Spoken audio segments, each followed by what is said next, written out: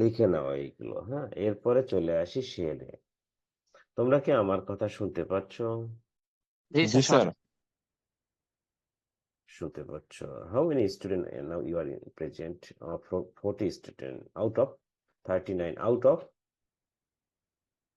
কেউ বলতে পারবে 59, 59। 59, okay. Percentage, percent of attendance is not bad. Okay.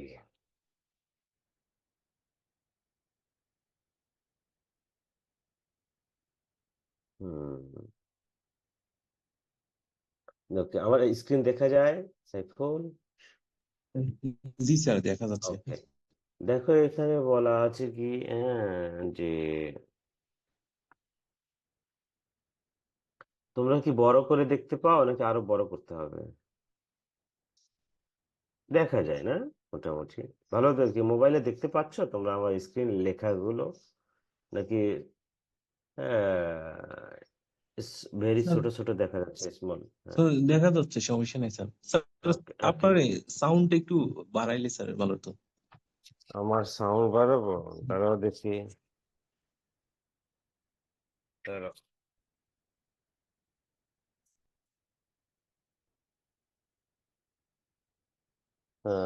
Sound বাড়াবো আরো? হ্যালো, সাউন্ড তো সব বাড়ানোই আছে সাইফুল। হুম। স্যার সাউন্ড 40 ঠিক আছে। Clear sir, sound clear. Um, হ্যাঁ, সাউন্ড সবগুলো বাড়ানো আছে ল্যাপটপে তো। এর আগে আমি ডেস্কটপে ক্লাস নেই, এটা একটু একটু তোমাদের ম্যানেজ করতে হবে। আমি অফিসে যেতে পারিনি, বাসা থেকে ক্লাস নিচ্ছি।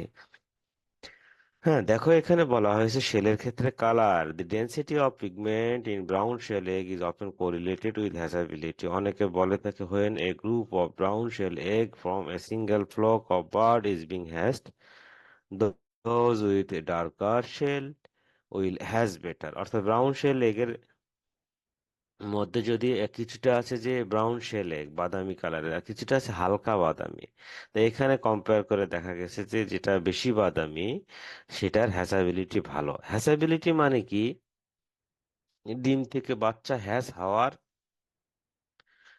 হ্যাঁ, হারকে বলা হয় হ্যাসাবিলিটি। অর্থাৎ ফার্টাইল এগ থেকে বাচ্চা বের হওয়াকে বলা হয় হ্যাসাবিলিটি। এটা পার্সেন্টেজে ক্যালকুলেশন করা হয়। অ্যাজ ফর এক্সাম্পল, আমরা যদি মনে করো যে 100টা ডিম ফার্টাইল এগ আমরা কোথায় বসালাম, ইনকিউবেটরে বসালাম। ফার্টাইল অথবা ইনফার্টাইল যাই হোক না কেন, দুটাই, অথবা শুধু ফার্টাইল এগ বসালাম। এখন কতগুলো বাচ্চা ফুটলো, বাচ্চা ফোটাকে বলা হয় হ্যাচ আউট হওয়া। ঠিক আছে, কতগুলো বাচ্চা হ্যাচ আউট হলো, তাহলে 90টা যদি হয় তাহলে 100টার ভিতরে 90টা বাচ্চা ফুটলো, তার মানে হ্যাচাবিলিটি পার্সেন্টেজ হচ্ছে কত? 90%। 90%। Very good. এরপরে চলে আসি স্ট্রেংথ। হ্যাঁ, ডিমের খোসার স্ট্রেংথটা কি রকম? The quality of the shell is correlated with hatchability. Egg processing strong shell. অনেক সময় দেখা যায় কি ক্যালসিয়ামের শর্টেজের কারণে শেলের কি স্ট্রেংথটা হচ্ছে। স্ট্রেংথ মানে কি, বাংলায় কি বলে এটাকে? স্যার শক্তি স্যার, স্যার স্ট্রং। স্ট্রেংথ মানে মনে হচ্ছে পুরুত্ব বা ঘনত্ব, এরকম আর কি একটা বিষয়। হ্যাঁ, পুরুত্ব। তো অনেক সময় পাতলা হয়, অনেক সময় শেলটা মোটা হয়। পাতলা হয় কখন? ক্যালসিয়ামের অভাবে। তো অনেক বলা হচ্ছে যে strong shell has better imperfection. A closes to oval shape. ডিমের সাইজ কি রকম স্যার? ডিম্বাকৃতি কি রকম? ডিম দেখতে যেরকম। ডিম দেখতে কি রকম স্যার? ডিমের মতো। হ্যাঁ, তো আসলে বলা হয়েছে ওভাল শেপড, ওভয়েড শেপড আর ওভাল শেপড। ওভাল শেপটা কি রকম? এর বৈশিষ্ট্য হচ্ছে দুটো প্রান্ত থাকবে, একটা মোটা প্রান্ত থাকবে, একটা চিকন প্রান্ত থাকবে। ডিমের শেপটাই হচ্ছে ওভাল শেপড আর ওভয়েড শেপড। হ্যাঁ, এখানে বলা হয়েছে যে গোল, আপেলের মতো পয়েন্টেড এই ধরনের ডিম আমরা সিলেক্ট করব না। থিকনেস, এগশেলের একটা থিকনেস আছে। এটা আইডিয়াল বলা হয় 0.33 থেকে 0.35 মিলিমিটার ইন থিকনেস। এর কম হ্যাঁ, হলে সেটাকে বলা হয় লোয়ার থিকনেস, এর বেশি হলে বলা হয় হায়ার থিকনেস। দুটাই ভালো না, হ্যাঁ, স্ট্যান্ডার্ড সাইজে থাকা ভালো। এগুলো দেখলাম আমরা কি ডিম বাহ্যিক থেকে দেখে কি কি বৈশিষ্ট্যের উপর ভিত্তি করে আমরা হ্যাচিং এগ সিলেকশন করবো। এরপরে আমরা দেখবো কি অ্যান্টেরিয়র কোয়ালিটি। অ্যান্টেরিয়র কোয়ালিটি কি ট্রিমুলাস এয়ার সেল। একটা ডিমের মোটা প্রান্তে কয়টা বায়ুথলি থাকে, এয়ার সেল থাকে? আইরিন, পূজা দাস,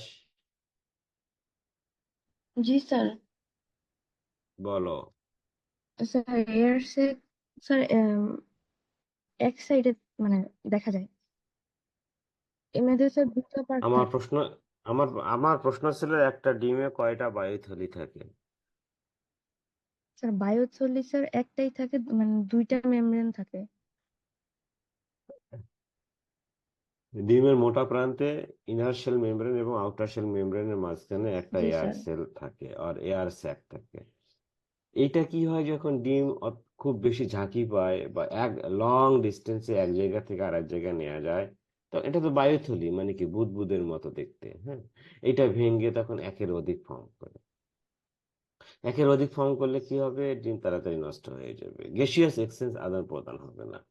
তখন বলা হচ্ছে যে কি একে, যখন এই দেখো some eggs are laid with tremulous air cells, other incur them later through jerking and improper handling. This air cell presents one of the greatest depressions of the assembly. অর্থাৎ যখন, হ্যাঁ, একের অধিক এয়ার সেল ডিমে form করে তখন ওই ডিমগুলো আসলে ভালো না, যার কারণে হ্যাচিং এগকে, হ্যাঁ, ব্রিডের ফার্ম থেকে হ্যাচারিতে, হ্যাঁ, খুব কমিউনিকেশন সিস্টেম যেন ভালো থাকে, কুলার পার্ট অফ দি ডেতে, হ্যাঁ, ট্রান্সপোর্ট করে নিয়ে আসতে হবে। বেশি এক জায়গা থেকে অন্য জায়গায় যত্রতত্র ভাবে, হ্যাঁ, মানে হ্যান্ডলিং করে নিয়ে যাওয়া যাবে না। তখন কি হবে? এই এয়ার সেলটা ভেঙে একের অধিক এয়ার সেল ফর্ম করবে। একেই বলা হচ্ছে tremulous air cell. What is tremulous air cell? আমাদের পরীক্ষায় হোয়েন ইট ইজ ফর্মড, হ্যাঁ, এটা পরীক্ষায় আসবে, মিড টার্মে আসতে পারে। এরপরে চলে আসি ইউনিট। হগ ইউনিট অনেকে বলে, মনে রেখো। তোমরা কি আমার স্ক্রিন দেখতে পাচ্ছ? আইরিন কই? আইরিনকে পাচ্ছি না কেন? আইরিন, তোমাকে আমি তো অনেক দিন ধরে তোমার সঙ্গে কথা হয়নি, কই তুমি? আইরিন, তুমি কি মাইক অন করে কি কোথাও গেছো? শিপন কই? জি স্যার, আছে স্যার। আচ্ছা, শিফন, এই HAUGH, এটাকে বলা হয় ইউনিট। ভাত খাইছিস? হ। অনেকে বলে না, অনেক অঞ্চলে ভাত খাইছিস? হ মানে জি, ভাত খেয়েছি আর কি। এটাকে কখনো হগ ইউনিট বলবো না, হগ ইউনিট না, ইউনিট, জাস্ট জি স্যার। হ্যাঁ। The higher the reading of unit, the better the hatchability of it.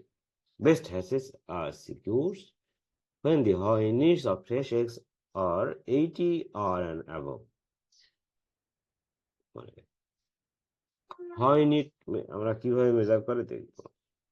So define unit, how you measure unit, হ্যাঁ, এটা তোমাদের মিড টার্ম পরীক্ষায় থাকতে পারে। তারপরে হচ্ছে যে দেখো meat spot, blood spot, bloody spot, এইগুলো ডিমের ভিতরে থাকা যাবে না, আমরা ক্যান্ডলিং করে দেখতে পারি। এবং এজ, ভেরি একটা important point, criteria. Best hatches are obtained when ages of egg is 3 to 4 days। অর্থাৎ এই ডিমের বয়স কখন নির্ধারণ করা হয়? একটা মুরগি যখন ডিম পারে তখন থেকে হ্যাচারির ইনকিউবেটরে বসানোর আগ পর্যন্ত, এই সময়টাকে বলা হয় ডিমের বয়স। এইটা সামার সিজনে 3 থেকে 4 দিন, উইন্টার সিজনে ম্যাক্সিমাম 7 ডেজ পর্যন্ত আমরা কনসিডার করতে পারি। অর্থাৎ 3 থেকে 4 দিন অথবা 7 দিনের মধ্যেই ইনকিউবেটরের জন্য এটাকে বসাতে হবে, ইনকিউবেশনের জন্য ইনকিউবেটরে বসাতে হবে। বোঝা গেছে? শিফন কই? রেসপন্স করেন না কেন? তোমরা আসলে কি বুঝো না নাকি আমার কথা, নাকি আমি জি তোমাকে জি বোঝাতে স্যার, পারছি বোঝা না? গেছে। হ্যাঁ, আমি যখন কাউকে নাম ধরে কোনো কথা বলবো আনসার করতে হবে। So okay sir. হয় ইউনিট কিভাবে আসলে মেজারমেন্ট করা যায়? আব্দুল হাই কোথায়? জি স্যার আছে। Very good. How unit is a measure of an egg protein quality? ডিমের ভিতরে যে পুষ্টিগুলো থাকে, প্রোটিন, ফ্যাট, ভিটামিন, মিনারেল, এইগুলো তো এই বিভিন্ন পুষ্টির ভিতরে হয় ইউনিট দিয়ে আমরা কি মেজারমেন্ট করতে পারি? প্রোটিন মেজারমেন্ট করতে পারি। ডিমের এই স্ট্রাকচার, গ্রোস স্ট্রাকচার চারটা। একটা হচ্ছে কি, যদি আমরা ভিতর থেকে বলি সিরিয়ালি, তাহলে কি egg yolk or egg yellow, কুসুম। এরপরে হচ্ছে কুসুমের চতুর্দিকে যেটা ট্রান্সপারেন্ট অফ ইয়ে থাকে, পিচ্ছিল যেটা থাকে সাদা টাইপের আর কি, ওটাকে ডিম ভাজলে যেটা সাদা হয় সেটাই মূলত অ্যালবুমিন আর এগ হোয়াইট আর হ্যাঁ, বোঝা গেছে। এরপরে আমরা আসি, দুইটা মেমব্রেন থাকে আর কি, হ্যাঁ, দুইটা মেমব্রেন থাকে, এটাকে বলা হয় inner shell membrane and outer shell membrane. বুঝতে পারছো? আব্দুল হাই, আব্দুল হাই কি জি ঘুমায় স্যার গেল নাকি? এই আছি স্যার। এখন, এখনই তো বললাম, কারণ নাম ধরে যখন আমি ডাকবো, ডাকার পরে যখন কথা বলবো, তখন তাকে রেসপন্স করতে হবে। জি sir.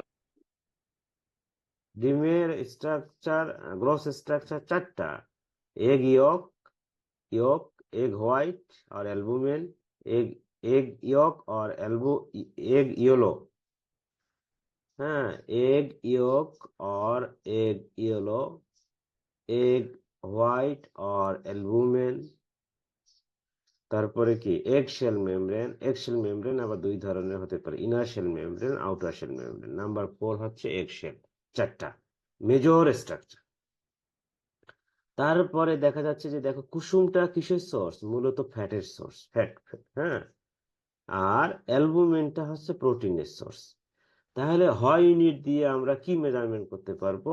Protein quality, that means অ্যালবুমিনটা মেজার। বোঝা? জি স্যার। আবার আব্দুল হাই কই? জি স্যার। হ্যাঁ, okay. So, Hoy unit is a measure of egg protein quality based on their height of its egg white, albumin. হ্যাঁ, তোমরা লিখে নাও এখানে, দেখো অ্যালবুমিন, ALBUMEN। এই অ্যালবুমিন হচ্ছে it is a part of an egg. আর আরেকটা অ্যালবুমিন আছে, ALBUMIN, অ্যালবুমিন। এটা হচ্ছে it is a one type of protein. লিখে নাও। যেটা সেটা হচ্ছে it is a part of an egg, ডিমের একটা অংশ। আর যেটা MIN, it is one type of protein. এই দুইটার পার্থক্য মনে রাখো। This test was introduced by Raymond Haugh in 1937 and it is an important industry measures for egg quality next to other measures। অর্থাৎ এটাই হচ্ছে যে ইন্ডাস্ট্রিতে প্রোটিন কোয়ালিটি মেজারমেন্ট করার অন্যতম একটা পন্থা, অন্য মেজারমেন্টের তুলনায়। কিভাবে?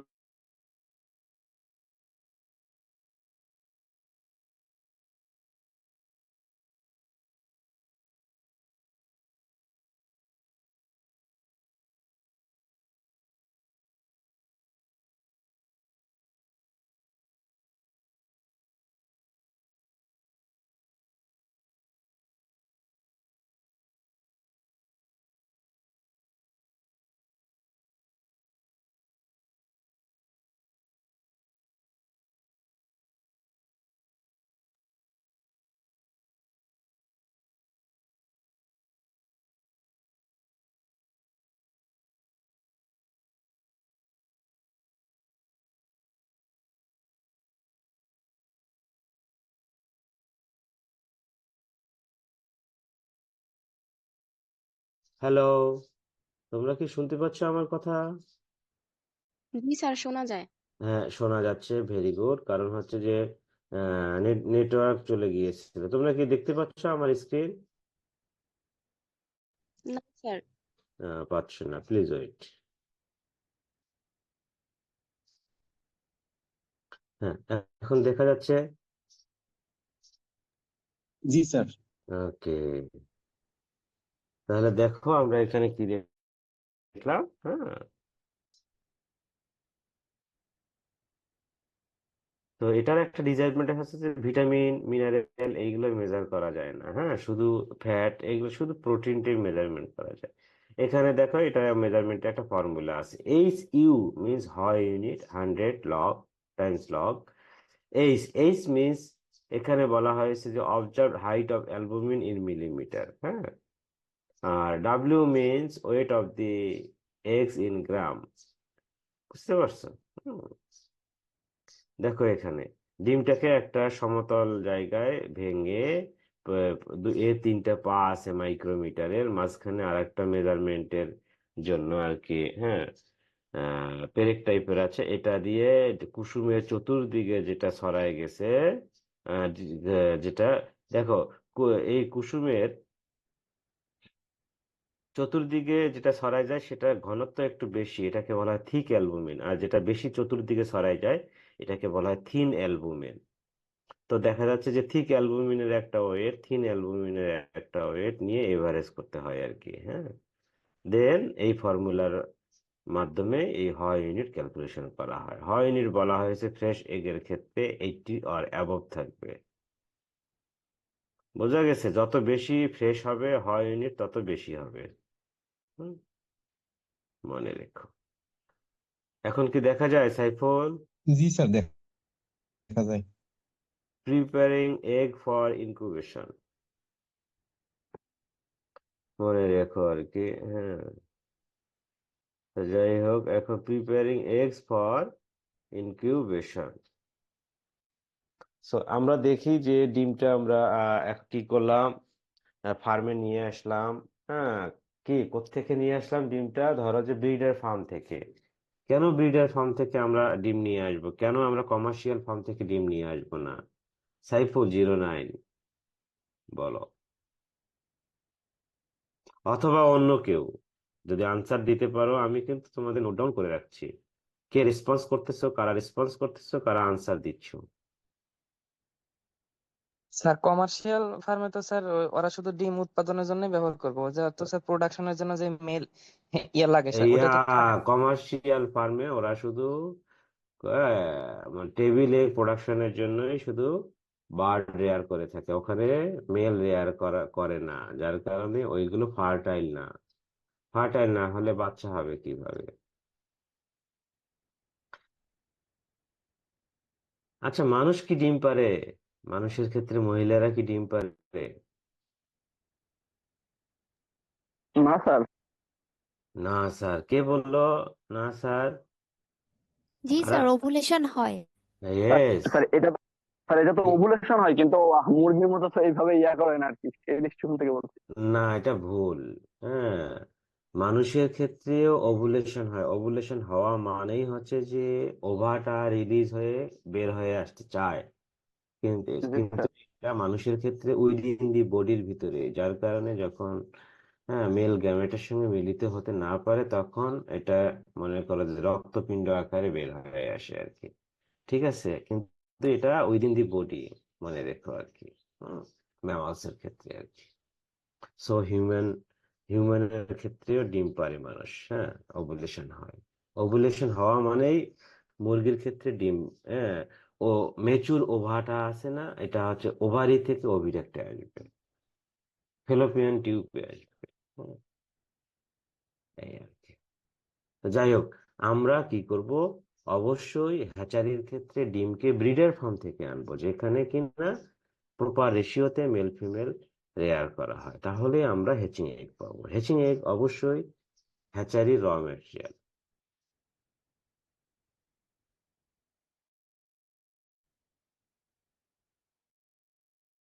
সিলেকশন করব ডিমগুলো, ওই যে সিলেকশন ক্রাইটেরিয়ার উপর ভিত্তি করে, এক্সটার্নাল ক্রাইটেরিয়ার উপর ভিত্তি করে।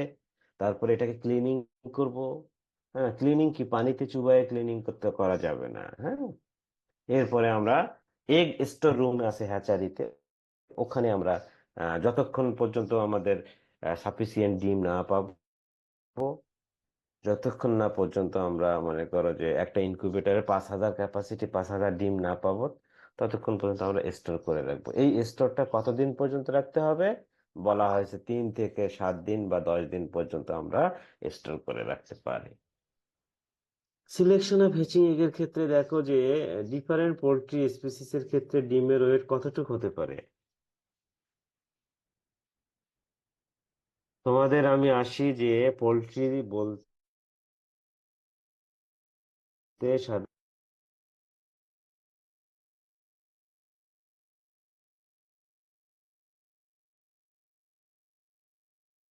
ভাবে লাভবান করবে এবং মানুষের তত্ত্বাবধানে থেকে মুক্ত ভাবে ফ্রিলি রিপ্রোডিউস করবে। মনে রেখো, যখন একটা বার্ড এই ক্রাইটেরিয়া, তাহলে কোন বার্ডগুলোকে আমরা পোল্ট্রি বলবো, তার 4টা ক্রাইটেরিয়া কি কি? একটা হচ্ছে ইট মাস্ট বি ডোমেস্টিকেটেড, হ্যাঁ লিখে নাও।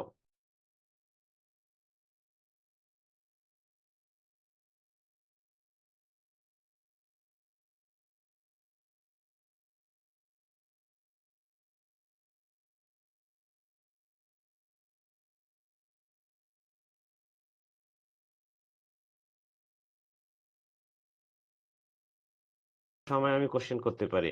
আমার ক্লাসের স্ট্র্যাটেজি হচ্ছে তোমরা বাসায় থাকার কারণে আমরা ভিডিওতে কথা বলছি না, ক্লাস নিচ্ছি না। হ্যাঁ, আর ভিডিওতে নেয়ার কিংবা না নেয়ার ভিতরে আমি পার্থক্য বুঝি না। যত অনেস্টি গ্রো করবে, এখন যদি তোমাদের ভিতরে অনেস্টি গ্রো না করে, আমি নিশ্চিত যে তোমাদের ব্যক্তি জীবনেও কখনো অনেস্টি গ্রো করবে না।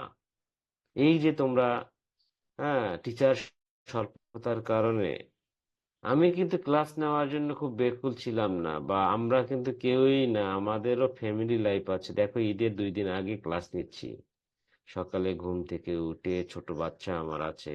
হ্যাঁ, যাই হোক, তার মাও আছে, কিন্তু বিষয়টা হচ্ছে যে এত কষ্ট করতেছি এই কারণেই যে তোমাদের এরপরে বাইরে বের হতে হবে, ঈদের কিছু কেনাকাটা আছে। তারপরে আমি আমার ছাত্রকে ডিপ্লয় করতে চাই না। আমি তো তোমাদেরকে হ্যান্ড আউট দিয়ে দিয়েছি, যদি আলোচনা না করে বলতাম যে এইগুলো সব তোমাদের হ্যান্ড আউট, তাহলে আমার ইনকামটাও বৈধ হয় না। তো এই যে তোমরা এখন বাসায় আছো, বাসায় অনেকের বাসায় সমস্যা প্রবলেম হতে পারে, বাইরে এসে ক্লাস করছো, নেটওয়ার্ক রুমের ভিতরে পাচ্ছে না, যার কারণে ভিডিও কলে কথা বলছো না। বাট আমি ভিডিও কলে কথা বা ক্লাস বা অডিওতে ক্লাস, সেটা ফ্যাক্ট না। বাট তোমরা ওপেন করে যদি কেউ ঘুমাও, কেউ যদি ফ্যামিলি টাইম পাস করো, কেউ ওয়াশরুমে যাও, কেউ রান্নাঘরে যাও, কেউ কিংবা মাঠে কাজ করতেছো, আমার ক্লাস শুনছো না, এটাকে ডিসঅনেস্টি বলে। তোমরা তো কিছুটা হলেও ডিপ্রাইভ হচ্ছ, যে অনলাইনে ক্লাস নিয়ে নিয়ে তোমরা অনার্স কমপ্লিট করছো। এর সঙ্গে যদি আরো যোগ করা হয় যে তোমরা ক্লাসে অ্যাটেন্ড করে অন্য কাজ করছো, তাহলে এটাও একটা ক্রাইম। বুঝতে পারছো? এই যে এখন বলা হচ্ছে ফেসিস্ট সরকার, ফেসিজম, তো এটাও তোমরা যারা করতেছো, এটাও তো একটা ফেসিজম, বৈষম্য বিরোধী। আমার আমার সঙ্গে তোমরা, হ্যাঁ, ফেসিজম করছো। হুম। এনিওয়ে, আমি অত পলিটিক্স বুঝি না, আমি শুধু বুঝি স্টাডি, স্টাডি অ্যান্ড স্টাডি। মনে রেখো।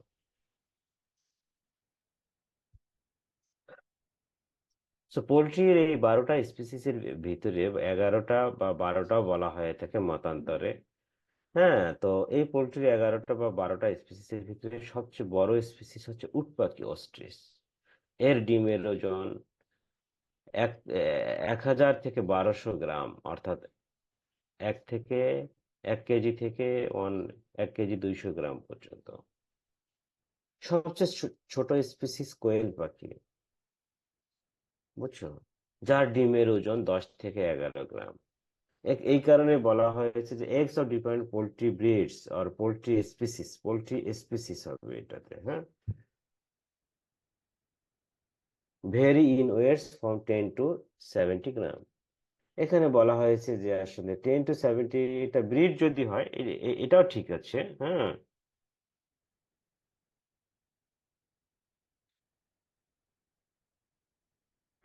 এখানে বলা হয়েছে কি দেখো, পোলট্রি যে ব্রিড গুলো আছে না, আমাদের লোকাল ব্রিড, দেশি ডিমের ওজন হচ্ছে 30 গ্রাম, আর হচ্ছে কমার্শিয়াল ডিমের ওজন 70 গ্রাম বলা হয়েছে আর কি। যদি এখানে স্পিসিস হতো তাহলে 10 থেকে 70, তোমার ধরো 1 কেজি পর্যন্ত হতো আর কি, হ্যাঁ।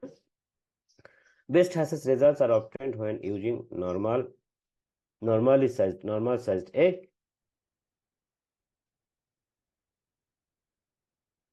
from the good quality layer. Layer কি জিনিস? হাবিব 0828, হাবিব বলো বলো তো বাবা। হ্যাঁ, লেয়ার তোমাদের টার্মিনোলজিতে পড়ানো হয়েছে। Layer birds R those are laying egg regularly, G sir. they are used for egg production. By taking care to use eggs from good stock and good quality chicks will be obtained. অর্থাৎ এই layer bird গুলো যেগুলোতে ডিম পাড়া মুরগিগুলো, এই যে ইয়া কি মুরগির ইংলিশ কি? হেন। হেন। এই হেনটা যখন ডিম পাড়া কন্ডিশনে থাকে তখন তাকে বলা হয় লেয়ার, আর যখন এই মুরগিটা ডিম পারে না, ডিম পাড়া বন্ধ করে দেয়, তখন তাকে বলা হয় কি? মীরা।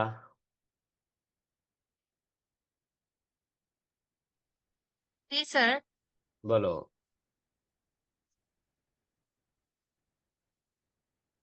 স্যার বল। কাইন্ডলি কোশ্চেনটা আরেকবার বলবেন? হেন যখন ডিম পারে তখন তাকে বলা হয় লেয়ার। হেন যখন ডিম পাড়া স্টপ রাখে তখন তাকে কি বলা হয়?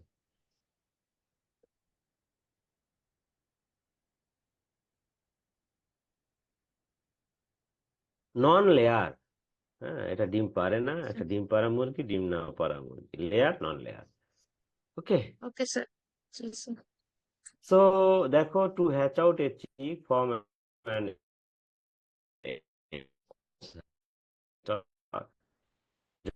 বাচ্চা বের হলো, অবশ্যই ওই ডিমটা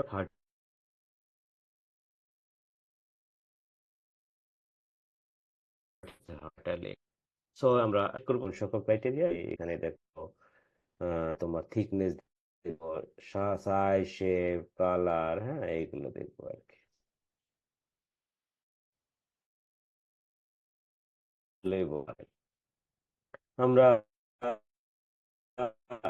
এগ বের করবো না, dirt egg, crack egg, small egg, very large আর double yolk egg, poor shell egg, that means কি কম ঘনত্বের ডিম, হাত দিয়ে টাচ করলে বোঝা যাবে, হ্যাঁ।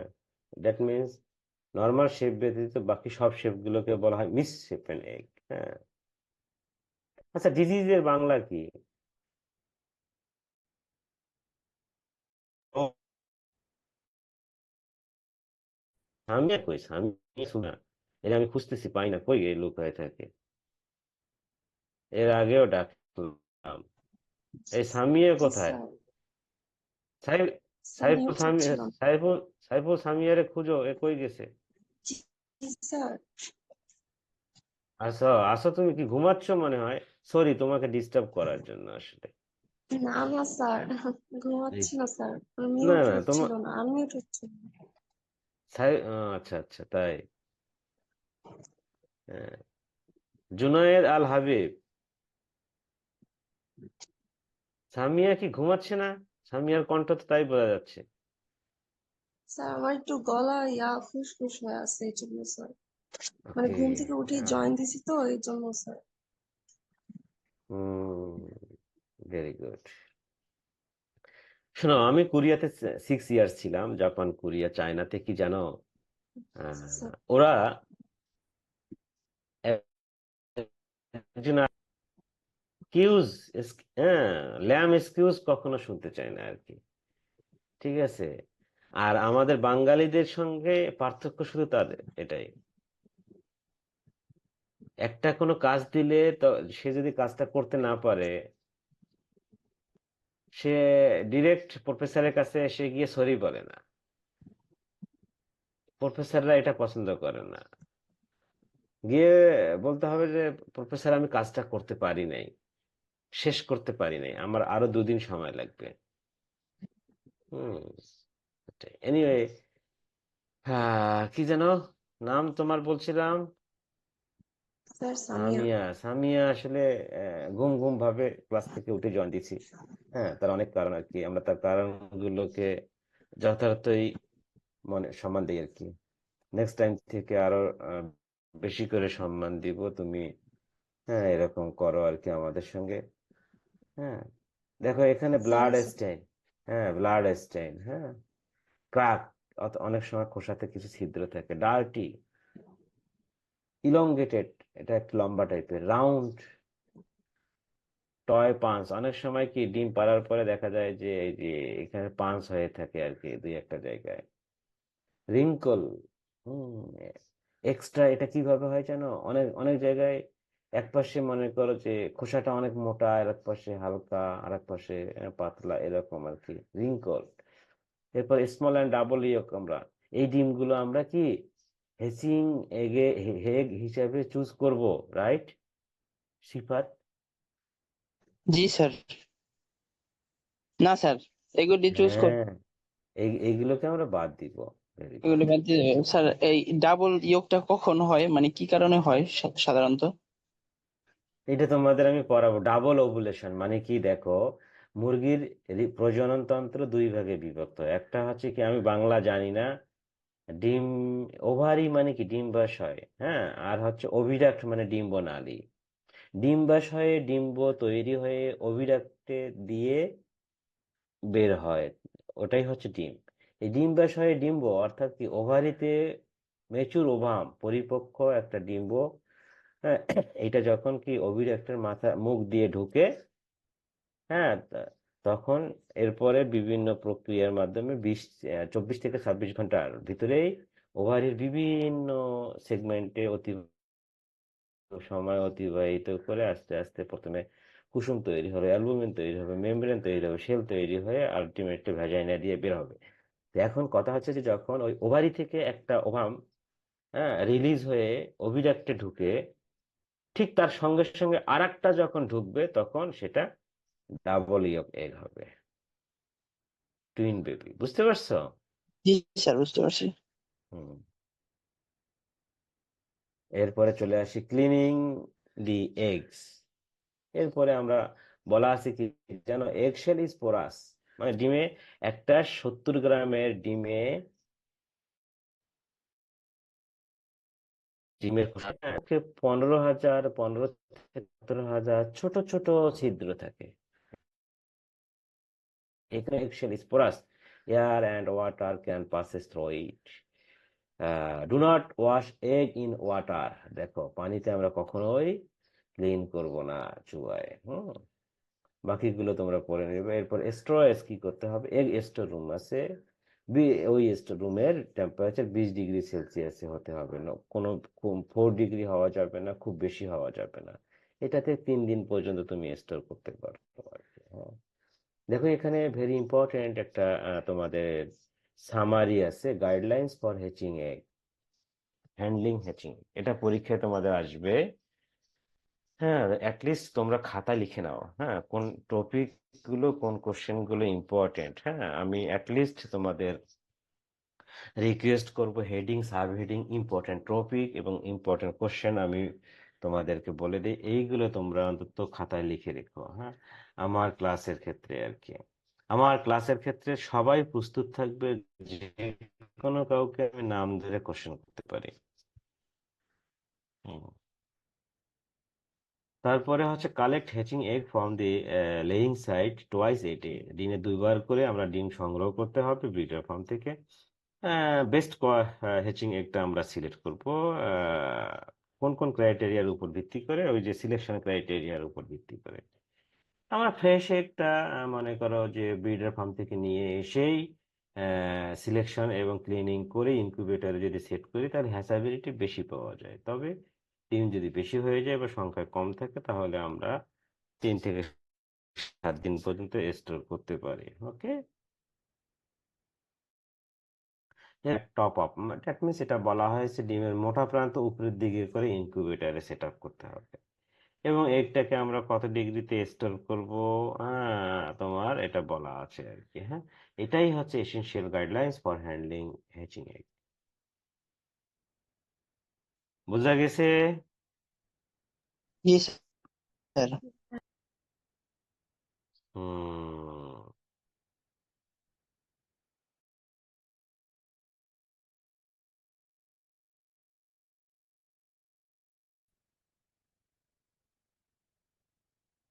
আমার ক্লাস কি বোঝা জি যায়? জি স্যার। স্যার। আরো কি আমি তো খুব ইজি ভাবে ক্লাসগুলো নিচ্ছি, যতটা মনে করতেছো যে পোল্ট্রি ক্লাসগুলো ইজি, আসলে ইজি না। আর তোমাদের যেহেতু সেমিস্টার 2 মাস বা 2.5 মাসের ভিতরে শেষ করতে হবে, প্লাস ইন এডিশন দ্যাট যে we are conducting our class through online, তো ফেস টু ফেস হলে বোঝা যেত আর কি। বাট আমি একটু বাচাল টাইপের লোক আর কি, খুব বেশি আমি ছাত্রদেরকে দেওয়ার চেষ্টা করে থাকি আর কি। হ্যাঁ, ঠিক কি না? এত দেওয়ার দরকার আছে? স্যার শিট দেন, পরে নিবো। না স্যার, জানার দরকার আছে স্যার। হুম, তাহলে মুরগির ডিম কতদিনে ফুটে? ডিম থেকে কতদিন সময় লাগে? স্যার 21 দিন। এইটা এইটুকু জানতে হবে, কিছু কিছু বিষয় না জানলে যে হ্যাসারি পড়ছো বলো তো কেমন হবে আর কি। ওকে, এনিওয়ে আমরা যাই এখন, লিখে নাও next topic, hatchery, sanitation importance and management.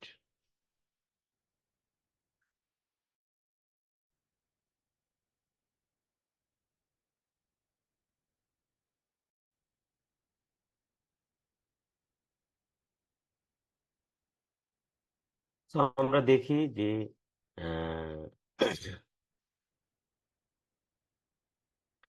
আমাদের যে গ্রাম অঞ্চলে প্রতিটা বাড়ি থেকে বাড়িতে 5 থেকে 7টা বা 6 থেকে 7টা করে দেশি মুরগি থাকেই, কেউ না কেউ পালন করে, রাইট? করে কিনা? এটা অনেক সময়, এই জান্নাতুল কই? জি স্যার। ওকে, ও আসলে নেটওয়ার্কের প্রবলেম। ওকে, হাবিব কই? হাবিব? জি স্যার। ওকে, হাবিবকে কোশ্চেন করেছিলাম এর আগে। জি স্যার। ওকে, জাফরুল ইসলাম কই? জাফরুল ইসলাম, বর্ষণ, আবু মুসা, এই ইয়েস জি স্যার। স্যার। ওকে, শাওন, শাওন, এই 4জন তোমরা স্যার রেডি থেকো। স্যার জাফরুল আমার, জান্নাতুল আছে স্যার। স্যার বর্ষ। জান্নাতুল তুমি আছো? তোমার নেটওয়ার্কের প্রবলেম, ঠিক আছে, আমি বুঝতে পারছি। জাফরুল, আমাদের স্যার দেশে দেখো গ্রাম অঞ্চলে হ্যাঁ, হ্যাঁ, ওকে বর্ষণ, তোমরা রেডি থাকো সিরিয়াল বাই সিরিয়াল। এখন আমি জাফরুলের সঙ্গে কথা বলছি। হ্যাঁ, আমি একসঙ্গে 4জনকে আমি বললাম যে তোমরা 4জনে রেডি থাকো আর কি। হ্যাঁ, তো শুরুতেই আমি জাফরুলের কাছে যাচ্ছি। জাফরুল, আমাদের গ্রাম অঞ্চলে দেখা যাচ্ছে প্রতিটা বাড়িতেই 5 থেকে 7টা করে মোরগ মুরগি থাকে, তারা রেয়ার করে ডিম ফোটানোর জন্য, অর্থনৈতিকভাবে লাভবান হওয়ার জন্য, দারিদ্রতা বিমোচন করার জন্য, এরকম আর কি। হ্যাঁ, তো জি স্যার। এখন এখন হচ্ছে যে দেখো আমাদের দেশে কমার্শিয়ালি এখন পোল্ট্রির ব্যবসা শুরু হয়ে গেছে। পোল্ট্রির ব্যবসা শুরু হতে গেলে হ্যাচারি ব্যবসাটা আবার একটা one of them business in poultry sector. তো আমাদের দেখা যাচ্ছে যে এই হ্যাচারির বিজনেসের গুরুত্বটা বাংলাদেশে দিনে দিনে বেড়েই যাচ্ছে, যেহেতু হ্যাঁ, যেহেতু যেহেতু আমাদের দেশে, হ্যাঁ বাবা, এই তোমরা একটু ওয়েট করো। হ্যাঁ, একটু সরি।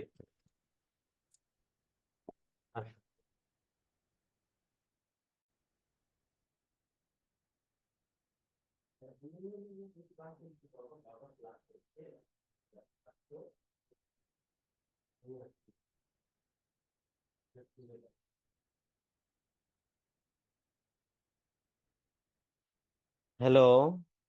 জি স্যার। হ্যাঁ, হ্যাঁ, শুনতে পাচ্ছ? সরি আসলে, হ্যাঁ, বাসায় ক্লাস নিতে গেলে ওই যে বাচ্চা আর কি চলে আসে আর কি। হ্যাঁ, ও ঘুম থেকে উঠেই বাবা বাবা করে চলে আসছে আমার রুমে আর কি। এনিওয়ে, সো আমরা এখন দেখি যে এই পোলট্রির ব্যবসা যত বেড়ে যাচ্ছে, হ্যাচারি বিজনেসের, হ্যাঁ হ্যাচারি বিজনেস এর কি যেন প্রবাবিলিটি, প্রসপেক্টস ততই বেড়ে যাচ্ছে। হ্যাচারি কি? Hatchery is an industry where the all offsprings of poultry are hatched artificially, অথবা an installation or building in which hatching of egg is artificially controlled by for commercial purpose. অর্থাৎ hatchery একটা industry যেখানে hatching egg থেকে day old চিক hatch হবে artificially, অথবা এটা একটা building, অথবা একটা রুম, অথবা একটা বিল্ডিং, হ্যাঁ, যা কিনা অনেকগুলো রুমের সমষ্টি, যেখানে ভিন্ন ভিন্ন রুম থাকে, egg selection room, egg grading room, egg storage room, তারপরে হ্যাচারি রুম যেখানে ইনকিউবেটর সেট করা হয়ে থাকে, তারপরে চিক সর্টিং রুম, চিক সেক্সিং রুম, অনেকগুলো রুম থাকে এখানে। এই কারণে বলা হয়েছে এটা একটা বিল্ডিং যেখানে আবার ওই হ্যাচিং এগ থেকে ডে ওল্ড অফস্প্রিং প্রডিউসড হবে আর্টিফিশিয়ালি। যার কারণে আমাদের হ্যাচারিটা ম্যানেজমেন্ট করতে হবে। কিভাবে ম্যানেজমেন্ট করতে হবে? এখানে বায়োসিকিউরিটি অ্যান্ড হাইজিন মেনটেন করতে হবে। তারপরে egg handling, identification and storage করতে হবে। এখানে এই এই ডিটেলস বলা আছে তোমাদের, এইগুলো একটু শর্টকাটে লিখবে আর কি। হ্যাঁ, এরপরে এরপরে কে যেন, জাফরুলের পরে, জাফরুলের বর্ষণ স্যার। বর্ষণ। বর্ষণ চিকেন এগের ইনকিউবেশন পিরিয়ড 21 দিন, মনে রেখো। অর্থাৎ 21 দিনে একটা ডিম থেকে বাচ্চা ফোটে। এই 21 দিনকে আমরা দুই ভাগে ভাগ করি। প্রথম 18 দিনকে বলা হয় কি, এর আগে বলা হয়েছিল সেটিং পিরিয়ড। বুঝতে পারছো? 0 থেকে 18 দিনকে বলা হয় সেটিং পিরিয়ড, আর 19 থেকে 21তম দিন, লাস্টের 3 দিনকে বলা হয় হ্যাচিং পিরিয়ড। সেটিং পিরিয়ড এবং হ্যাচিং পিরিয়ডে ডিম কিভাবে বসাতে হবে ট্রেতে, এগুলো বলা বলা হয়েছিল তোমাদের। টেম্পারেচার, হিউমিডিটি কেমন থাকবে সেটা বলা হয়েছিল। সো ইনকিউবেশনের ক্ষেত্রে সেটার, অর্থাৎ প্রথম 18 দিনে ডিমগুলো যে ইনকিউবেটরে থাকে সেটাকে বলা হয় সেটার। হ্যাচিং পিরিয়ডে লাস্ট 3 ডেজে ডিমগুলো যে ইনকিউবেটরে থাকে সেটাকে বলা হয় হ্যাচার। অর্থাৎ প্রথম 18 দিনকে বলা সেটিং পিরিয়ড। এই সময়ে মুরগি যে ডিমগুলো যে ইনকিউবেটরে থাকে সেটাকে বলা হয় সেটার। লাস্ট 3 ডেজকে বলা হয় হ্যাচিং পিরিয়ড। এই হ্যাচিং পিরিয়ডে সেটাকে বলা হয় হ্যাচার। দেখো, ইনকিউবেশন, সেটার অ্যান্ড হ্যাচার, এটা খুবই গুরুত্বপূর্ণ, পড়তে হবে তোমাদের। এরপরে ক্লিনিং এন্ড ডিসইনফেকশন, অর্থাৎ কি, দেখো এই যে ইনকিউবেটরে ডিম সেট করা হলো, হওয়ার পরে ডিম থেকে বাচ্চা বের হলো, বাচ্চা বের হওয়ার পরে ইনকিউবেটরের ভিতরে মনে করে ডিমের খোসাগুলো থাকলো, মৃত বাচ্চা থাকলো, হ্যাঁ, অনেক কিছু। এটা পরপর ক্লিনিং এন্ড ডিসইনফেকশন করতে হবে। ক্লিনিং তো করতে হবে ক্লিনিং এজেন্ট দিয়ে, ডিসইনফেকশন করতে হবে ডিসইনফেক্ট্যান্ট দিয়ে। হ্যাঁ, ডিসইনফেকশন করার অন্যতম একটা প্রক্রিয়া হচ্ছে ফিউমিগেশন করা। এই ফিউমিগেশন একটা কমন মেথড হ্যাচারিতে, যা কিনা ডিসইনফেকশন পারপাসে ব্যবহার করা হয়ে থাকে। হুম, বোঝা গেছে? জি স্যার। এরপরে কি যেন, ইয়ার পরে জাফরুল, তারপরে কি বর্ষণের পরে কি কারে বলছিলাম আমি? Okay, sir Musa. Abu Musa. Okay, Abu Musa. Sanitation, cleaning and disinfection. Sanitation, হ্যাঁ,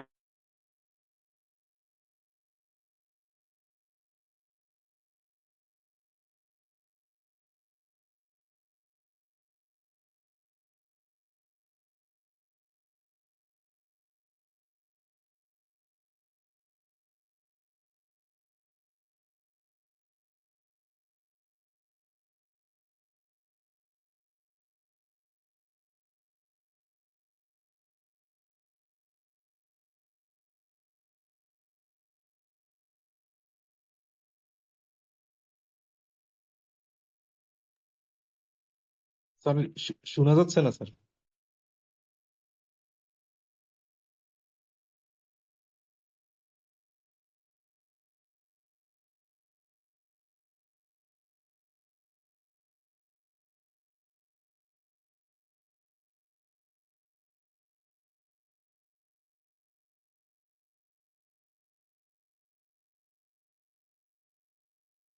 হ্যাঁ, শুনতে পাচ্ছ?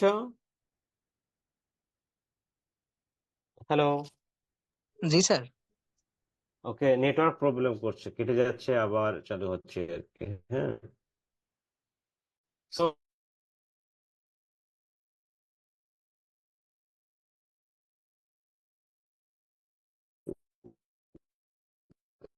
অ্যামোনিয়াম কম্পাউন্ড, ফেনোলিক, হ্যাঁ, এইগুলো আর কি, অ্যালডিহাইড, হ্যাঁ, অক্সিডেটিভ এজেন্টস, এইগুলো আসলে হ্যাচারিতে বা পোল্ট্রি ফার্মে ডিসইনফেক্টেন্ট হিসেবে ইউজ করা হয়।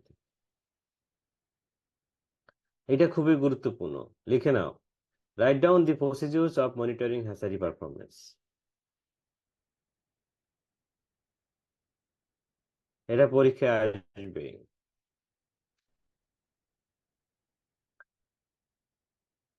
হ্যাচারি পারফরমেন্স মনিটর করার জন্য কি কি স্টেপ আছে? এক হচ্ছে অ্যাসেসিং ফার্টিলিটি। ফার্টিলিটি আমাদের মেজার করতে হবে। কিভাবে ফার্টিলিটি মেজার করব?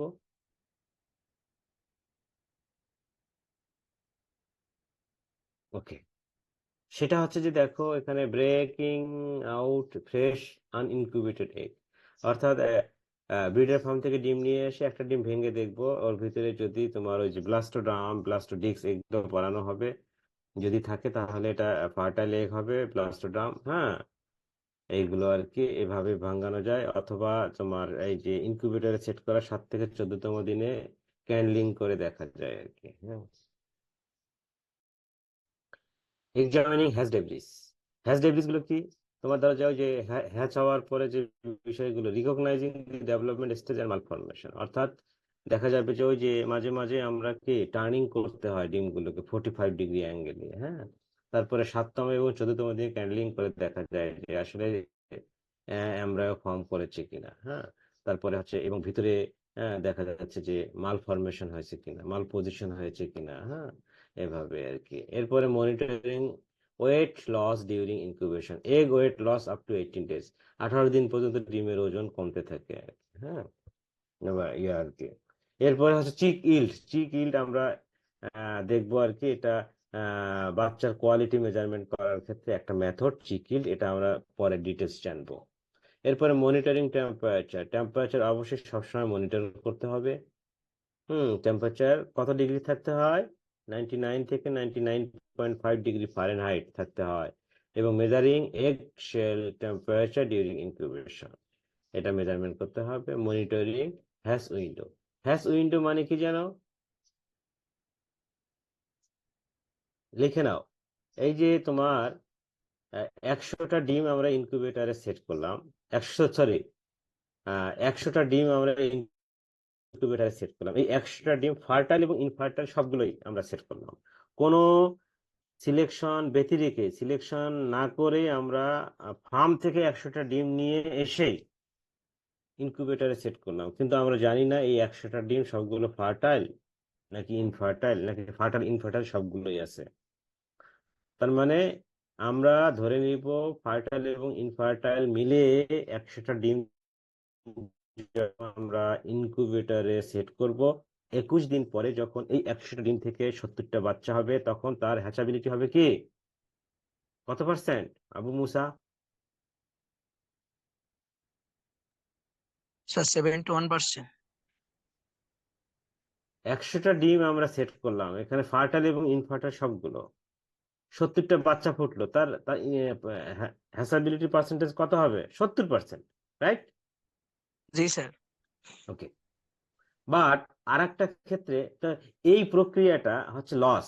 কারণ কি, ওই 100টা ডিম যে আমরা সেট করলাম এর ভিতরে কিছু ফার্টাইলও ছিল, কিছু ইনফার্টাইলও ছিল, রাইট? স্যার।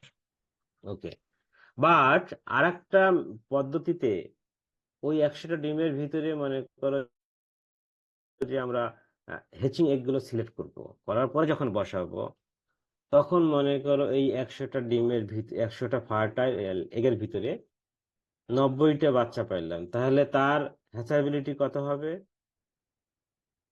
90%। 90%। এই যে হ্যাচাবিলিটি আমরা মেজারমেন্ট করে থাকি বেসড অন ফার্টাইল এগ অথবা based on both fertile and infertile egg. যখন আমরা হ্যাচাবিলিটি ক্যালকুলেশন করব বোথ ফার্টাইল এবং ইনফার্টাইল এগের মধ্য থেকে, তখন তাকে বলা হয় হ্যাচাবিলিটি। আর যখন আমরা এই হ্যাচাবিলিটি মেজার করব শুধুমাত্র ফার্টাইল এগের উপর ভিত্তি করে, তখন তাকে বলা হয় হ্যাস উইন্ডো। দ্যাট মিনস ট্রু হ্যাচাবিলিটি, সত্যিকারের হ্যাচাবিলিটি হচ্ছে হ্যাস উইন্ডো। বোঝা গেছে? জি জি স্যার। Very good.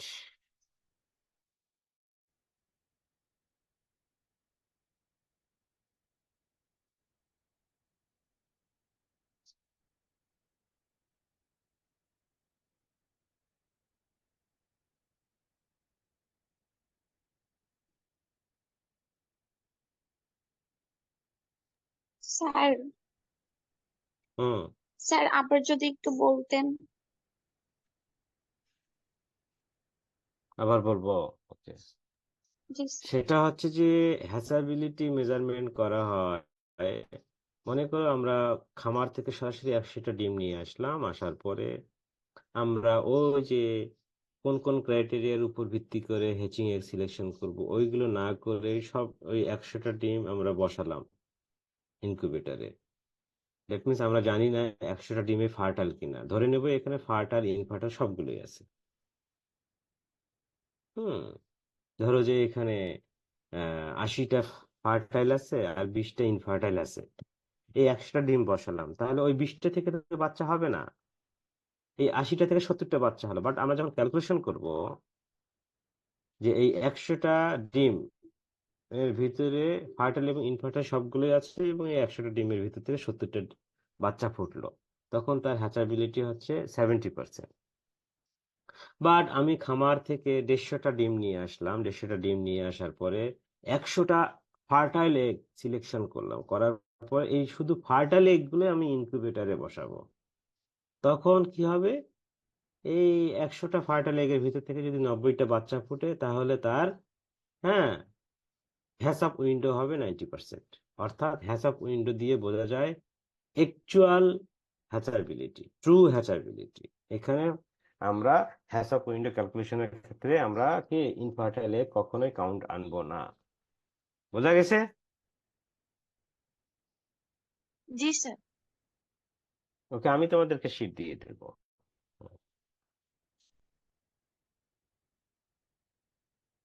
দেখো এখানে তোমাদের incubation period, incubation operation and characteristics, এখানে বলা হয়েছে যে এই শীটটা কিন্তু মুখস্থ করতে হবে।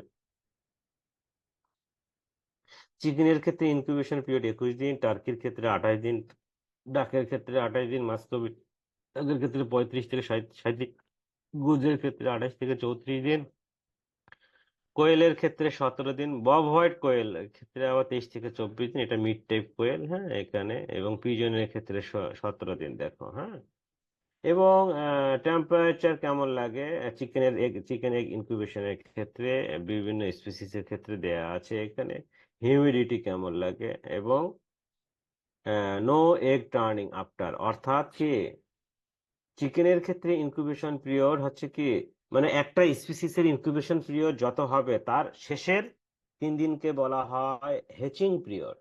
মনে রাখবা, হ্যাচিং পিরিয়ডে কখনো ডিম টার্নিং করা যাবে না। টার্নিং মানে কি, জাস্ট এ প্রান্ত ঘুরবে আর ওই প্রান্ত আসবে, যেন প্রপারলি ডিমের চতুর্দিকে, হ্যাঁ, সব দিকে আর কি তোমার টেম্পারেচার পায় আর কি, হ্যাঁ, ইনকিউবেটরের ভিতরে আর কি। তুমি দেখো হ্যাচিং এগ তোমার বাসায় কাঁথার নিচে রেখেও বাচ্চা ফুটাতে পারবে, যদি ওই কাঁথার নিচে টেম্পারেচার তোমার 100 ডিগ্রি অর 90, তোমার 9.5 ডিগ্রি ফারেনহাইট থাকে, এবং ওখানে যদি আর্দ্রতার পরিমাণ, হ্যাঁ, 80 অর 85 থাকে, তুমি যে কোনো এনভায়রনমেন্ট ক্রিয়েট করে তুমি বাচ্চা ফোটাতে পারবে। এখানে বলা হয়েছে নো এগ টার্নিং। চিকেনের ক্ষেত্রে 21 দিন ইনকিউবেশন পিরিয়ড, 18তম দিন পর্যন্ত টার্নিং করা যাবে, 19, 20, 21তম দিনে টার্নিং করা যাবে না, তার মানে বাচ্চা অলরেডি হয়ে গেছে, জাস্ট বের হবে। হুম, স্যার বোঝা গেছে? স্যার ময়েশ্চারটা কিভাবে মেনটেন করে? ময়েশ্চার মেনটেন করা যায় বিভিন্ন ভাবে। ইনকিউবেটরের ক্ষেত্রে দেখা যাচ্ছে যে তোমার ওখানে ইনকিউবেটরে অটো অ্যালার্ম সেট করা থাকে, ময়েশ্চার কমে গেলে, হ্যাঁ, মনে কর কমানো বাড়ানোর ক্ষেত্রে পানি এডিশন ডিলিশন করতে হয়।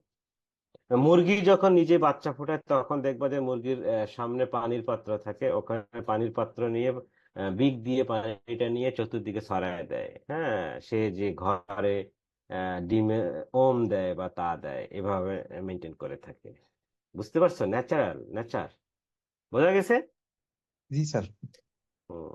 তুমি কাঁথার ভিতরে টেম্পারেচার কিরকম করবা? এখন যে রুমে কাঁথা আর ভিতরে ডিম রেখেছো সেই রুমে টেম্পারেচার মনে করো যে একটা পানির পাত্র রাখবা, বা যদি হ্যাঁ দিয়ে পানির পাত্রের সংখ্যা কমায় বাড়ায় দিয়ে তুমি ময়েশ্চার মেনটেন করতে একটা হাইগ্রোমিটার সেট করে দিবা, একটা থার্মোমিটার সেট করে দিবা, এই আর কি। বাকিগুলো পড়তে হবে না। হ্যাঁ, জাস্ট শুধু এটা মনে রাখো, incubation period, temperature, humidity and turning, প্রথম চারটা বিভিন্ন স্পিসিসের ক্ষেত্রে খুবই গুরুত্বপূর্ণ।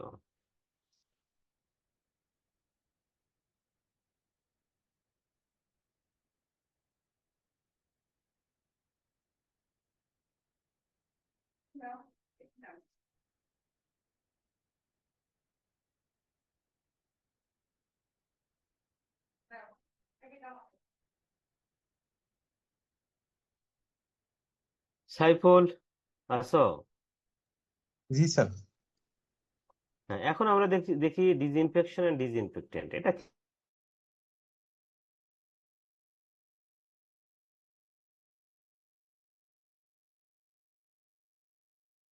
আর ডিসইনফেক্টেন্ট মানে হচ্ছে এটা একটা কেমিক্যাল এজেন্ট যার মাধ্যমে ডিসইনফেকশন করা হয়। আইডিয়াল ডিসইনফেক্টেন্টের কিছু বৈশিষ্ট্য থাকে, এর জার্মেসিনের পাওয়ার খুব হাই থাকবে, এটা হিউম্যানের ক্ষেত্রে নন করোসিভ হতে হবে, নন টক্সিক হতে হবে, বাট এর স্টেবিলিটি এন্ড সলিউবিলিটি হাই হতে হবে। হ্যাঁ, এইগুলো আর কি। হ্যাঁ, এটা হচ্ছে যে হোমোজেনিসিটি থাকতে হবে, কখনো ভেজাল থাকা যাবে না, পেনিট্রেশন পাওয়ার অনেক হাই থাকতে হবে, অর্ডার, অনেক সময় ব্যাড স্মেল ক্রিয়েট করে, এইরকম অর্ডারলেস হলে ভালো হয় আর কি। হ্যাঁ, বাট এটা ইট মাস্ট বি ইকোনমিক। হ্যাঁ, so right down the characteristics of ideal disinfectant, এটা পরীক্ষায় আসবে। হ্যাঁ,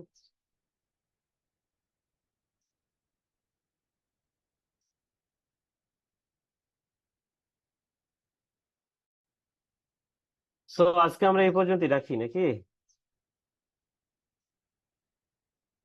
হ্যাঁ, এক দুই তিন, একটা। আর আর তিনটে ক্লাস লাগবে, তাহলে আমরা হ্যাচারি পার্টটা শেষ করব। হুম। সাইফুল, আসো? স্যার জি স্যার। হ্যাঁ, বলো। স্যার দাঁড়াও, আমাদের প্লিজ ওয়েট, লিখতে প্লিজ হবে। ওয়েট। হ্যাঁ বাবা, আসো, প্লিজ ওয়েট। আমি বলছি যে তোমাদেরকে যে আজকের ক্লাস এই পর্যন্তই, আর হ্যাচারি পার্টে হয়তো বা আমাদের আর তিনটা ক্লাস লাগবে, দেন আমরা হ্যাচারি পার্ট শেষ করে বিডার ফার্মে চলে যাব। আর তোমাদের প্রতিটা ক্লাস এরকম মোর দেন 1 আওয়ার্স হবে। হ্যাঁ, 1 ঘন্টার বেশি হবে, 2 ঘন্টার কাছাকাছি হবে, দুটা করে অ্যাটেন্ডেন্স পার ডেতে, প্রতিদিন দুটি করে অ্যাটেন্ডেন্স হবে, মনে রেখো। হ্যাঁ, আর হচ্ছে তোমরা যারা আছো প্লিজ একটু অ্যাটেন্টিভ ভাবে মাইক অন করে বা কানেক্ট হয়ে যত্রতত্র ভাবে ঘোরাফেরা করবে না। নাম্বার 2 হচ্ছে যে ক্লাসে একটু অ্যাটেন্ডেন্স হও, তাহলে তোমাদের সাজেশন দিতে হবে না। হ্যাঁ, টিপস দিতে হবে না পরীক্ষা সংক্রান্ত বিষয়ে। আর হচ্ছে যে তোমরা প্রতিটা ক্লাস শেষ করার আগে আমি বলবো কারো কোনো কোশ্চেন আসছে কিনা, আমি আনসার দেওয়ার ট্রাই করব। এখন বলো, এই পর্যন্তই, কারো কোনো কোশ্চেন থাকলে রেজ করতে পারো। কে বলতে চেয়েছিল, কোন মেয়েটা যেন, বলো। হ্যাঁ, স্যার আমাদের এই কোর্সে কি ল্যাব খাতা লিখতে হবে?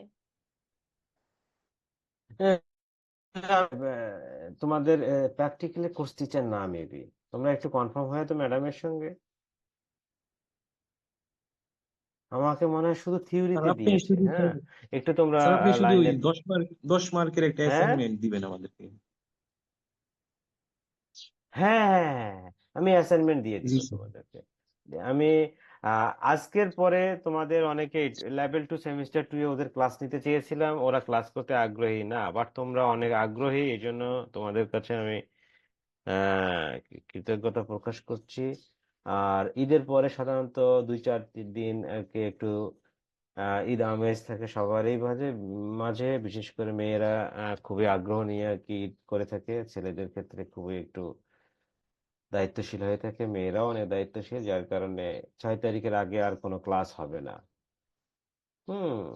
আর আমি ক্লাস কবে হবে, ক্লাস শেষ হবে কিনা, পরীক্ষা কবে হবে, সঠিক সময়ে হবে। আমার কাছে কখনোই লেট হবে না। হ্যাঁ, লেকচার শিট কবে দিব এগুলো আমাকে বলতে হয় না আর কি। হ্যাঁ, আমি সবগুলো দিয়ে দিই আগে। ঠিক আছে, যতটা না তোমাদের দায়িত্বশীলতার পরিচয় দেওয়া দরকার, তার চেয়ে আমার বেশি দায়িত্বশীল, শিক্ষকদের বেশি দায়িত্বশীল হতে হবে। হ্যাঁ। আর প্র্যাকটিক্যাল কোর্স টিচার আমি না, আমি শুধু থিওরিতে একটা অ্যাসাইনমেন্ট দেবে, অ্যাসাইনমেন্ট লিস্ট আমি পাঠিয়ে দিব। তোমরা অ্যাটেন্ডেন্স শিট পাঠিয়েছো, ছাত্রদের লিস্ট পাঠিয়েছো আর কি। হ্যাঁ, আমি সেই অনুযায়ী একটা গ্রুপ করে অ্যাসাইনমেন্ট দিব। হ্যাঁ, তোমাদেরকে সেখানে সকল ইনস্ট্রাকশন থাকবে। ওকে, কারো কোনো কোশ্চেন?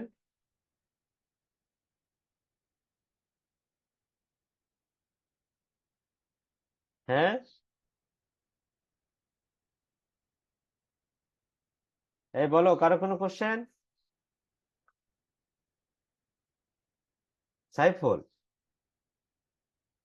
জি স্যার। তাই কথা বলো না কেন? কেউ কথা না বলে তোমাকে কথা বলতে হবে? আমি তো বললাম কারো কোনো কোশ্চেন, ওকে, কেউ কথা চুপ করে আসো, দ্যাট মিনস কারো কোনো কোশ্চেন নেই। আমি বললো না স্যার, আমাদের কারো কোনো কোশ্চেন নেই। হ্যাঁ, স্যার, না তোমাদের আগে, হ্যাঁ স্যার তোমাদের আমার আগের একটা কোশ্চেন ছিল স্যার। হ্যাঁ, আগের দুই ব্যাচের সঙ্গে ইন্টারাকশন খুব ভালো ছিল। হ্যাঁ বলো, বলো। স্যার আর কি, ওইখানে একদিন আমাকে ওই স্টুডেন্টের কোশ্চেন করছিল কি, আমরা হুম যখন ইনকিউবেটরে ডিম রাখি স্যার, ওই হুম ক্ষেত্রে আমরা যে ওই যে কয়দিন পর পর যে চেক করে ওই যে কিভাবে বাচ্চাটা ঠিক আছে, মানে ঠিক মতো হ্যাচিং হচ্ছে কিনা বা ভিতরে ঠিক মতো গ্রো করছে কিনা, এটা কিভাবে মানে স্যার চেক করে? ওটা বললাম তোমাদের যে ডিম বসানোর পরে 7ম এবং 14তম দিনে ক্যান্ডলিং করা হয়। ক্যান্ডলিং মানে ডিম দুই একটা ডিম বের করে নিয়ে এসে নিচে লাইট দিয়ে লাইট পাস করে দেওয়া হয়। পাস করে দেখার পরে যখন ওই ডিমের ভিতরে কিছু অন্ধকার অস্বচ্ছ কিছু বিষয় বোঝা যায়, হ্যাঁ, তার মানে বুঝতে হবে এখানে, হ্যাঁ, এমব্রায়ো ফর্ম করেছে, জাইগোট ফর্ম করেছে আর কি, বুঝছো? তার মানে ওটা হ্যাচিং এ ওখানে বাচ্চা গ্রো হচ্ছে। আর যদি কোনো কিছু না থাকে, স্বচ্ছ থাকে, তাহলে বুঝতে হবে এটাতে আহ, বাচ্চা হবে না, এটা ইনফার্টাইল এগ, তখন ওটাকে বের করে নিয়ে আসতে হবে। এটা 7তম এবং 14তম দিনেই করা হয়। হ্যাঁ, খুব বেশি স্যার, ফ্রিকুয়েন্ট প্রতিদিন করা যাবে না। হুম। স্যার তাহলে ক্যান্ডেলিং ক্যান্ডেলিং এর মাধ্যমে আমরা এটা বুঝতে পারবো? হ্যাঁ হ্যাঁ হ্যাঁ হ্যাঁ, ক্যান্ডলিং, ক্যান্ডলিং সম্পর্কে তোমাদের পড়ানো হবে ডিটেলস। দ্যাট মিনস হচ্ছে আগে কি করা হতো জানো, সূর্যের আলোতে ডিম দেখা হতো। হ্যাঁ, তার সূর্যের আলোতে ডিম দিয়ে দেখো, তারপরে আসলো কি, মোমবাতি জ্বালিয়ে মোমবাতির উপরে ডিমটাকে ধরে, এরপরে কি আসলো, টর্চ লাইট আসলো, এরপরে কি আসলো, ওই টর্চ লাইটের মতো করে একটা যন্ত্রই তৈরি করা হলো, একে বলা হয় এগ ক্যান্ডলার। এই এই প্রসেসটাকে, এই এগ ক্যান্ডলার দিয়ে ডিমটাকে দেখা হয় whether it is fertile or not, whether chick formation occurred or not। এটা মেজারমেন্ট করার জন্য ওই যে যন্ত্রটা ব্যবহার করা হয় তাকে বলা হয় এগ ক্যান্ডলার। যে যন্ত্রের মাধ্যমে এই প্রক্রিয়াটা করা হয় তাকে বলা হয় এগ ক্যান্ডলিং।